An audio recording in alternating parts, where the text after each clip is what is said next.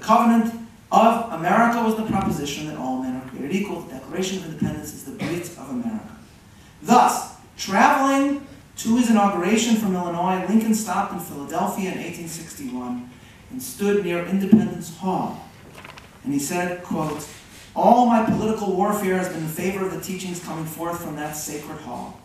May my right hand forget its cunning, and my tongue cleave to the roof of my mouth, if ever I prove false to those teachings." So Lincoln is saying that the home of the Declaration is the Jerusalem of America, because it was there that the covenant was formed. Now, of course, the phrase, "if I forget thee, O Philadelphia," does not really have the same ring to it. But, and the original Jerusalem remained on Lincoln's mind.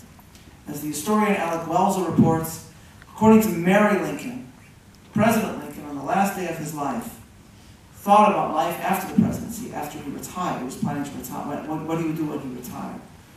And he told Mary, she reported, that he would like to visit the Holy Land, and that, quote, "there was no city on earth he so much desired to see as Jerusalem."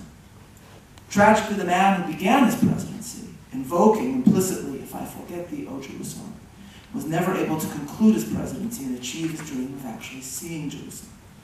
But his closest political comrade, the Secretary of State William Seward, as I noted in my Tikva Tisha B'Av talk video, which you may have seen, visited the Holy Land in 1871. A memoir of Seward's visit describes how entranced Seward was in witnessing at the Wailing Wall the endurance of the Jews, rooted in their refusal to forget Jerusalem, the embodiment of their covenant with God. His memoir, written together, I think, with his son, reports as follows. The Jewish Sabbath being on Saturday and beginning on sunset on Friday, the weekly wail of the Jews under the wall takes place on Friday, and is a preparation for the rest and worship of the day which they are commanded to keep holy. The small rectangular oblong area, this is the alley that was the Kotel, without roof or canopy, serves for the gathering of the whole remnant of the Jewish nation in Jerusalem.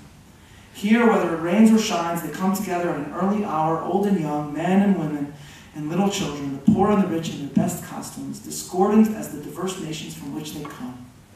They are attended by their rabbis, each bringing the carefully preserved and elaborately bound text of the Book of Lamentations of Jeremiah.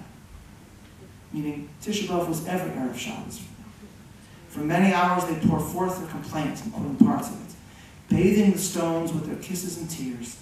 It is no formal ceremony. And then Seward writes, during the several hours while we were spectators of it, there was not one act of irreverence or indifference.